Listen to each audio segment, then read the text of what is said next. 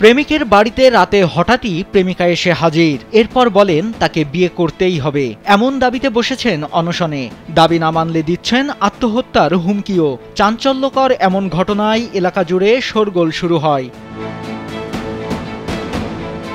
প্রেমিকা চাঁদনী আক্তারের অভিযোগ, গেল 4 বছর ধরে হাসান মাহমুদ সাজিনের সঙ্গে তার প্রেমের সম্পর্ক চলছে।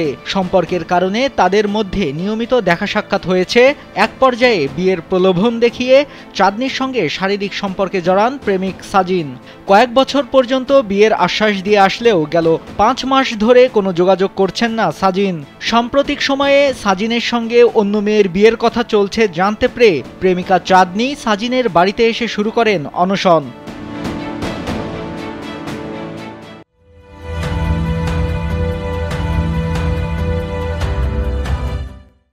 চাঁদনী বাড়িতে আসলেই পালিয়ে যান সাজিন। চাঁদনী জানান, সাজিনের ঘরের সামনে গেলে তার মা ও বোন তাকে মারধর করে মোবাইল ছিনিয়ে নেয়। গণমাধ্যম কর্মীরা এসে উপস্থিত হলে মোবাইল ফোন ফিরিয়ে দেয়।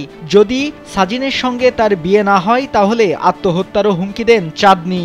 আমি যখন কালকে সকালে এখানে আসছি, তখন আমি আসার পরই তারা বলতেছে আসছো কেন, তার তো এরকম বিয়ের জন্য হয়ে গেছে, বিয়ে পাকাপোক্ত হয়ে গেছে, কাবিন করাই তারপরে ছেলে আনছি। এই কথা বলে এক পর্যায়ে আমাকে অনেক মারধর করে তারা। আমি কোনো খাওয়া দাওয়া করি নাই, আমি এখানে খাওয়া দাওয়া করবো না। আমার এখানে বিয়ে হবে, তারপরে আমি খাওয়া দাওয়া করবো। আমি এখানে লাশ বের হবে। এদিকে চাঁদনীকে মারধরের বিষয়ে অভিযুক্ত সাজিনের পরিবারের সদস্যদের জিজ্ঞাসা করা হলে তারা ক্যামেরার সামনে কথা বলতে চাননি। তবে জানান, চাঁদনীর সব অভিযোগ ভিত্তিহীন। এগুলো সম্পূর্ণই হয়েছে বানোয়াট, আর সবকিছু পরিকল্পনা অনুযায়ী করতেছে। ওনার কাছে মিনিটে কল আসে, মিনিটে উনি কাদের সাথে কথা বলে, এই বাহিনীতে কারা কারা তথ্যটা কি করে উনি ভালো জানেন। মেসেজ এটা ওইটা সারাদিন দিতে থাকে, কল দিতে থাকে। এখন কারা তথ্য দেয় কি রকমের, আমাদেরকে এরকম হ্যারাস করার জন্য কারা এগুলো করতেছে আমরা সঠিক বলতে পারি।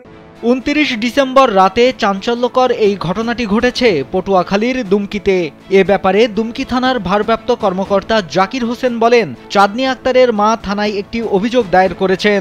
পুলিশ প্রাথমিক তদন্তে তাদের মধ্যে একটি সম্পর্কের সত্যতা পেয়েছে। এসআই শাহিদ সেখানে তদন্তে গেছে, বিস্তারিত আমাকে আর জানায় নাই, আমরা আইনগত ব্যবস্থা নিতেছি। এদিকে বিষয়টি নিয়ে বেশ অস্বস্তিতে আছে সাজিনের প্রতিবেশীরা, তাই বিষয়টি দ্রুত সমাধানের দাবি জানান তারা। নাইমুল হাসিব, কালবেলা।